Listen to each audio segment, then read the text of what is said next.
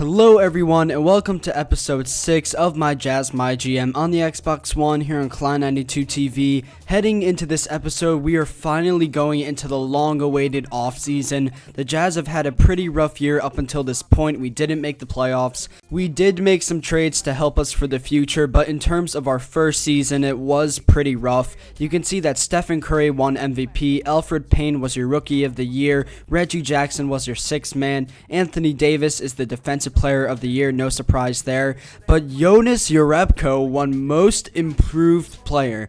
Then David Black won Coach of the Year. Obviously, if you have LeBron on your team, you're going to win that. But look, Hingle McCringleberry, the GM of the Utah Jazz, the team that didn't even make the playoffs, and we still won the GM of the Year. I don't really understand how that works out, but I will take that award. And lastly, you had your all-pro teams. The only guy that we had make a team was Dante Exum, who I think made the second rookie team. So we simulate the playoffs, and look, the Chicago Bulls won the finals. That's a surprise there. Jimmy Butler is your MVP, not Derrick Rose, which I thought was really surprising as well. There are all the players that are retiring. Steve Nash, Ray Allen, and Vince Carter all make the Hall of Fame. And this is all of our funds over the past year. We actually gained $5 million.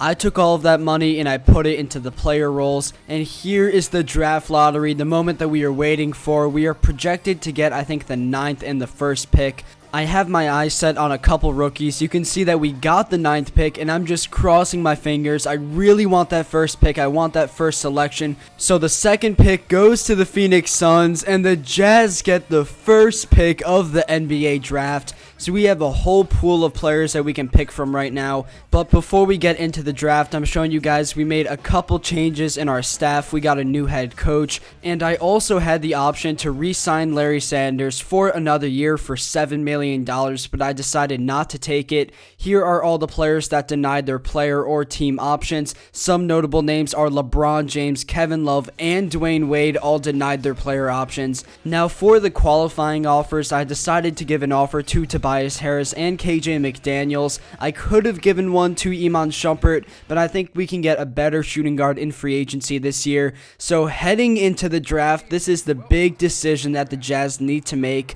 As the GM, we have so many options. We could take Karl Anthony Towns, Jahlil Okafor, or D'Angelo Russell, but I decided to take none of those guys and go after Emmanuel Mudiay. Throughout the entire season, the Jazz have been looking for that starting point guard. We've been debating between Trey Burke and Dante Exum. Neither guy has really impressed me yet, so I decided to take Mudiay. And let's keep in mind that we don't absolutely need Karl Anthony Towns or Jahlil Okafor because there are so many great centers going into free agency like Marc Gasol. So Okafor was taken 2nd overall, and I make an amazing trade for the 3rd pick of the draft. We get rid of Trey Burke and Otto Porter Jr., and we give them to the Denver Nuggets for Jameer Nelson and the 3rd pick. With that 3rd pick, I took Karl Anthony Towns. So now it looks like Emmanuel Mudiay and Karl Anthony Towns will play for the same team.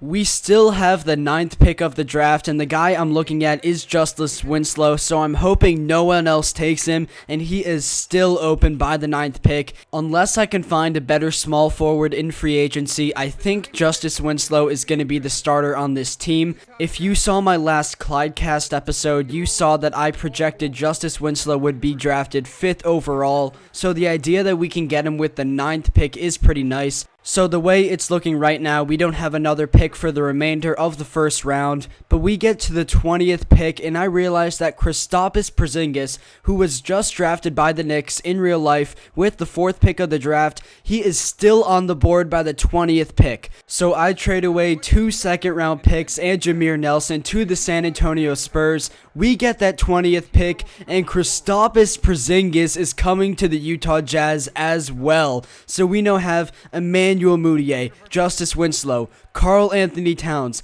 and Kristaps Porzingis all on the same team. All of those guys were projected to be taken in the top 10 in real life. Heading into the 2nd round, I decided to trade away our 2nd round pick for the 76ers 2nd round pick next year. I then signed all of our rookies to a 2-year deal, and we head into free agency, and you know I have to give an offer to LeBron James, the best player in the entire league. I can honestly say that I don't expect him to come to Utah. It's not the best place to play basketball, and also LeBron wants to play for a contender. I also signed Gerald Green and Joel Anthony, so we get the guy we're looking for. Joel Anthony is joining the Jazz, but look at this. LeBron James decides to take our offer. The king himself is coming to Utah to play for the Utah Jazz, surrounded by 4 rookies that were all supposed to be taken in the top 10. We also get Tobias Harris and KJ McDaniels coming back to Utah. They took those qualifying offers. And check out this starting Jazz lineup. We're going to have Dante Exum starting at point guard with Emmanuel Mudiay coming off the bench. Then you're going to have Victor Oladipo at shooting guard. Then LeBron James at small forward. Derek Favors at power forward. And the first pick of the draft in real life, Karl Anthony Towns at center. And on top of that, we have an amazing bench unit as well, with Emmanuel Mudiay at point guard, Gerald Green and KJ McDaniels playing shooting guard, Tobias Harris and Justice Winslow at small forward. Then we have the Latvian man himself, Kristaps Porzingis at power forward, and the beast, the best player on the Utah Jazz, coming in as the backup center, Joel Anthony. You guys have no idea, I'm just so excited to play with this team. I think we can easily make the playoffs this year and maybe even make a Western Conference Finals appearance. Here I'm going through with some of the goals with my owner. One of his goals was to actually make the Western Conference Finals. I said that might be difficult to accomplish, and here are some of the free agents that decided to leave their teams. Rajon Rondo went to the Los Angeles Lakers. Jamal Crawford goes to the Dallas Mavericks.